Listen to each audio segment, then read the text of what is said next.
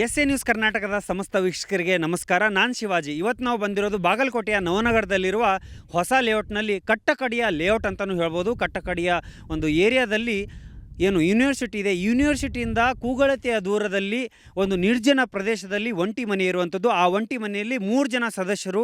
ಅವ್ರು ಯಾವ ರೀತಿ ಬದುಕು ನಡೆಸ್ತಾ ಇದ್ದಾರೆ, ಯಾವ ರೀತಿ ಒಂದು ಹೊತ್ತಿನ ಊಟಕ್ಕೂ ವಿಚಾರ ಮಾಡ್ತಾ ಇದ್ದಾರೆ, ಆ ಹೊತ್ತಿನ ಊಟಕ್ಕೆ ಆಧಾರ ಆದವ್ರು ಯಾರು, ಆಧಾರ ಹೇಗಾದರು ಅನ್ನೋದು ಸಂಪೂರ್ಣವಾಗಿ ಈ ವಿಡಿಯೋ ಮುಖಾಂತರ ಮಾಹಿತಿ ಕೊಡ್ತಾ ಇದ್ದೀವಿ. ಸಂಪೂರ್ಣ ವಿಡಿಯೋ ತಪ್ಪದೇ ನೋಡಿ. ಬಡತನದ ಬೇಗುದಿಯಲ್ಲಿ ಬೇಯುತ್ತಿರುವ ಅದೆಷ್ಟೋ ಸಾವಿರಾರು ಕುಟುಂಬಗಳಿಗೆ ಆಸರಿಯಾಗಿ ನಿಲ್ತಿರೋದು ಜಗದ್ಗುರು ತತ್ವದರ್ಶಿ ಸಂತ ರಾಮ್ಪಾಲ್ ಮಹಾರಾಜರ ಅನ್ನಪೂರ್ಣ ಅಭಿಯಾನ. ಆ ಒಂಟಿ ಮನೆಯಲ್ಲಿ ಬದುಕು ನಡೆಸ್ತಾ ಇರೋದು 3 ಜನ ಸದಸ್ಯರು. ಅವರ ಪರಿಸ್ಥಿತಿ ಸ್ಥಿತಿಗತಿ ಏನಿದೆ ಅಂತ ಅವಲೋಕಿಸಿ ನೋಡೋಣ ಬನ್ನಿ. ಇಲ್ಲಿ ಬರ್ತಾ ಇರೋದು ನಾವು 2ನೇ ಸಲ.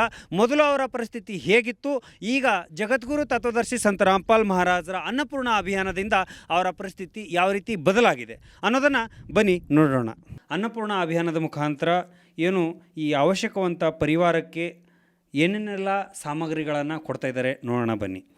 ಸೊ ಇಲ್ಲಿ ನೀವು ನೋಡ್ಬೋದು, 15 kg ಅಕ್ಕಿ, 5 kg ಗೋಧಿ ಹಿಟ್ಟು, 3 kg ಸಕ್ಕರೆ, 1 ಲೀಟ್ರು ಎಣ್ಣೆ, ರವೆ 2.5 kg, ಟೀ ಪೌಡ್ರು 1 kg, ವಿವಿಧ ರೀತಿಯ ಬೇಳೆಗಳು ಕೊಟ್ಟಿರುವಂಥದ್ದು, ಕಡಲೆ ಹಿಟ್ಟು, ಹಾಲಿನ ಹಿಟ್ಟು ಕೂಡ ಇದೆ.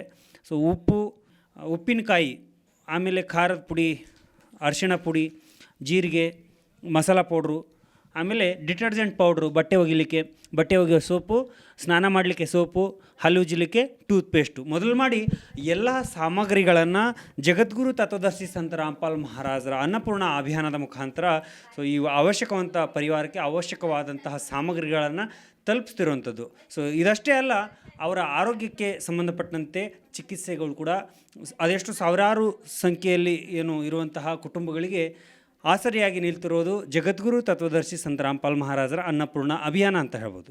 ಸೊ ಬನ್ನಿ ಹಾಗಾದರೆ ಆ ಕುಟುಂಬದೊಂದಿಗೆ ಮಾತನಾಡಿ ಅವರ ಪರಿಸ್ಥಿತಿ ಸ್ಥಿತಿಗತಿ ಯಾವ ರೀತಿ ಬದಲಾಗಿದೆ, ಮೊದಲಿದ್ದ ಪರಿಸ್ಥಿತಿಗೂ ಈಗ ಅವರು ಬದುಕು ನಡೆಸ್ತಿರೋದಕ್ಕೂ ಏನು ವ್ಯತ್ಯಾಸ ಕಾಣಿಸ್ತಿದೆ ಅಂತ ಅವರಿಂದನೇ ಕೇಳಿ ತಿಳ್ಕೊಳ್ಳೋಣ. ನಮಸ್ಕಾರ. ನಮಸ್ಕಾರ ಸರ್. ಸೊ ಮೊದಲು ಬಹಳ ಗಂಭೀರ ಸ್ಥಿತಿಯಲ್ಲಿ ನೀವು ಬದುಕ್ತಿದ್ರಿ. ಬಲಿಯಾಯಿತೆ ಬದುಕು ವಿಧಿಯಾಟಕ್ಕೆ,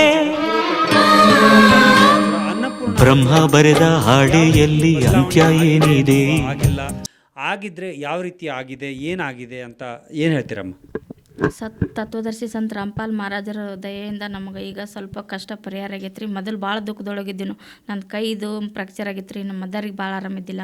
ನಮ್ಮ ಅಪ್ಪಾಜಿ ಕಾಲು ಹಿಡ್ಕೊಂಡಿದ್ದು. ಈಗ ನಾನು ದೀಕ್ಷೆ ತೊಗೊಂಡ್ಮೇಲೆ ಸ್ವಲ್ಪ ಸುಧಾರಣೆ ಆಗತ್ತೈತೆ ರೀ. ಪರಮಾತ್ಮನ ದಯೆ ನಮ್ಮ ಮೇಲೆ ಹಿಂಗೆ ಇರಲಿ ಅಂತ ಬಡ್ಕೋತಾನೆ. ನೀವು ಏನು ಓದ್ಕೊಂಡಿದ್ದೀರಮ್ಮ? ನಾನು BA ಆಗೈತೆ ಸರ್.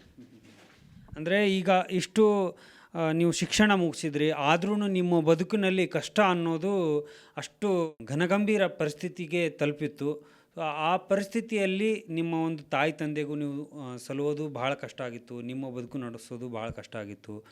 ಆ ಒಂದು ಪರಿಸ್ಥಿತಿಯಲ್ಲಿ ಜಗದ್ಗುರು ತತ್ವದರ್ಶಿ ಸಂತ ರಾಮ್ಪಾಲ್ ಮಹಾರಾಜರ ಅನ್ನಪೂರ್ಣ ಅಭಿಯಾನ ನಿಮಗೆ ಕೈ ಹಿಡ್ದಿರುವಂಥದ್ದು. ಹಾಂ ಸರ್, ಅನ್ನಪೂರ್ಣ ಮಹಿಮೆಯಿಂದ ನಮಗೆ ಸ್ವಲ್ಪ ಸಹಾಯ ಆದಂಗೆ ಆಗೈತೆ ರೀ. ದೇವ್ರ ಪುಣ್ಯ ನಮ್ಮ ಮೇಲೆ ಐತೆ ರೀ. ಅಷ್ಟೇ. ಏನೇನು ಸಹಾಯ ಆದಂತಾಗಿದೆ ಅಮ್ಮ ಅನ್ನಪೂರ್ಣ ಅಭಿಯಾನದಿಂದ ನಿಮಗೆ? ಮನೆಗೆ ಬೇಕಾಗುವಂಥ ದಿನಸಿಗಳು ಎಲ್ಲ ಕೊಟ್ಟಾರ್ರಿ. ಒಂದೊಂದು ಇಲ್ಲ, ಎಲ್ಲ ಪೂರ್ತಿ ಒಂದು ತಿಂಗಳಿಗೆ ಹಾಕಲ್ರಿ ಅಷ್ಟು ಸಾಮಗ್ರಿ ಅಷ್ಟು ನಮಗೆ ಕೊಟ್ಟಾರ್ರಿ. ಮತ್ತು ನಮಗೆ ಫಸ್ಟ್ನೇ ಸರಿ ಬಟ್ಟೆ ಎಲ್ಲ ಹಾಸಿಗೆ ಹೊಂದಿಗೆ ಹೊಡ್ಕೊಳಕ್ಕೆ ಅಡುಗೆದು ಎಲ್ಲ ಸಾಮಾನು ಕೊಟ್ಟಾರ್ರಿ. ಒಟ್ಟಾರೆಯಾಗಿ ಅವಶ್ಯಕ ಇರುವ ನಿಮಗೆ ಬೇಕಾಗಿರುವ ಎಲ್ಲ ಸಾಮಗ್ರಿಗಳನ್ನು ಅವ್ರು ಕೊಟ್ಟಿದ್ದಾರೆ. ಹಾಂ, ಕೊಟ್ಟಾರ ಸರ್. ಏನು ಹೇಳ್ತೀರಮ್ಮ ಜಗದ್ಗುರು ತತ್ವದರ್ಶಿ ಸಂತ ರಾಮ್ಪಾಲ್ ಮಹಾರಾಜರ ಅನ್ನಪೂರ್ಣ ಅಭಿಯಾನದ ಬಗ್ಗೆ? ಇದು ಬಡವರಿಗೆ ಹೆಲ್ಪ್ ಆಗ್ತೈತೆ ರೀ. ದೇವ್ರ ಇಂಥವ್ರಿಗೆ, ನಮ್ಮಂಥ ಬಡವ್ರು ಇದ್ದವ್ರಿಗೆ ಮುಂದೆ ಮತ್ತೆ ಎಲ್ಲರ ಬಡವ್ರು ಇದ್ದವ್ರಿಂದ ಹುಡುಕ್ಯಾಡಿ ಅವ್ರಿಗೆ ದೇವ್ರಿಗೆ ಆಶೀರ್ವಾದ ಮಾಡಲಿ ಅಂತ ಬೇಡ್ಕೋತೀನಿ. ಅನ್ನಪೂರ್ಣ ಅಭಿಯಾನ ಅಂದರೆ ಏನು ಅಂತ ಕೇಳ್ತಾ ಇದ್ದೀರಾ? ಅನ್ನಪೂರ್ಣ ಅಭಿಯಾನ ಅಂದರೆ ಜಗದ್ಗುರು ತತ್ವದರ್ಶಿ ಸಂತ ರಾಮ್ಪಾಲ್ ಮಹಾರಾಜರ ಸಾನ್ನಿಧ್ಯದಲ್ಲಿ ನಡೀತಾ ಇರುವ ಅನ್ನಪೂರ್ಣ ಅಭಿಯಾನ ಸಾವಿರಾರು ಬಡ ಕುಟುಂಬಗಳಿಗೆ ಆಸರಿಯಾಗಿ ನಿಲ್ತಿರುವಂಥದ್ದು. ಇಲ್ಲಿ ನೀವು ನೋಡ್ಬೋದು, ಯಾರು ಬಡವರದ್ದು ಕೇಳುವರೋ ಭಗವಂತ ಅವರದ್ದೇ ಕೇಳಿಸ್ಕೊಳ್ತಾನೆ ಅನ್ನುವಂಥ ಘೋಷವಾಕ್ಯದೊಂದಿಗೆ ಜಗದ್ಗುರು ತತ್ವದರ್ಶಿ ಸಂತ ರಾಮ್ಪಾಲ್ ಮಹಾರಾಜರಿಂದ ಅನ್ನಪೂರ್ಣ ಅಭಿಯಾನ ನಡೀತಾ ಇರುವಂಥದ್ದು.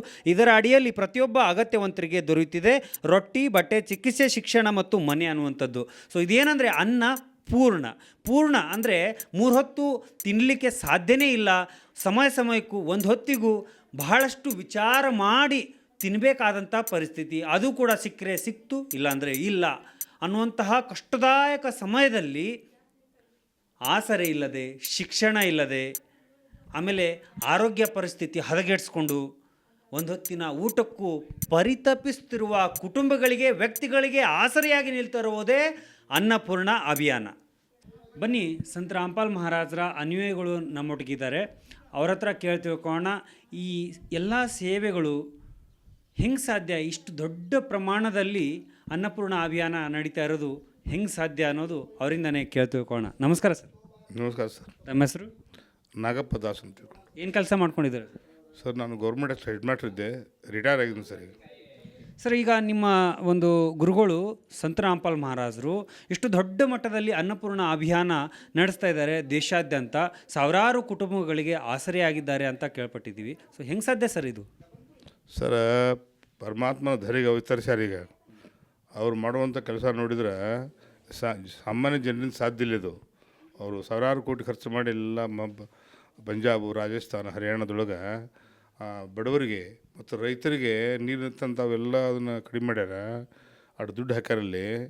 ಮತ್ತು ಬಡವರಿಗೆ ಅನ್ನದಾನ, ಬಟ್ಟೆ ದಾನ, ಶಿಕ್ಷಣ ಪ್ರತಿಯೊಂದನ್ನು ಅವರು ಸೌಲಭ್ಯಗಳನ್ನ ಕೊಡ್ಲಿಕ್ಕೆ ಅಂತಂದಾಗ ಒಬ್ಬ ಸಾಮಾನ್ಯರಿಂದ ಸಾಧ್ಯ ಇಲ್ಲ. ಅವ್ರು ಅವತಾರಿ ಪುರುಷರಿದಾರ, ನಿಜವಾಗಿಯೂ ಪರಮಾತ್ಮನ ಧರೆಗೆ ಅವತರಿಸ್ಯಾರ ಅಂತ ನಾನು ಹೇಳ್ಬೋದು ಸರ್. ಸೊ ನೋಡಿದ್ರಲ್ಲ ವೀಕ್ಷಕರೇ, ಅವರು ಏನು ಸರ್ಕಾರಿ ಶಾಲೆಯಲ್ಲಿ ಹೆಡ್ ಮಾಸ್ಟರ್ ಆಗಿ ರಿಟೈರ್ಡ್ ಆದಂಥವರು. ಸೊ ಈಗ ಜಗದ್ಗುರು ತತ್ವದರ್ಶಿ ಸಂತ ರಾಮ್ಪಾಲ್ ಮಹಾರಾಜರ ಅನುಯಾಯಿಗಳಾಗಿ ಅವರ ಒಂದು ಅಭಿಪ್ರಾಯವನ್ನು, ಅವರ ಒಂದು ಮನದಾಳದ ಮಾತನ್ನು, ಈ ಎಲ್ಲ ಕಾರ್ಯಗಳು ಹೆಂಗೆ ಸಾಧ್ಯ ಅಂತ ಕೇಳಿದ ಪ್ರಶ್ನೆಗೆ ಉತ್ತರವನ್ನು ನೀಡಿದರು.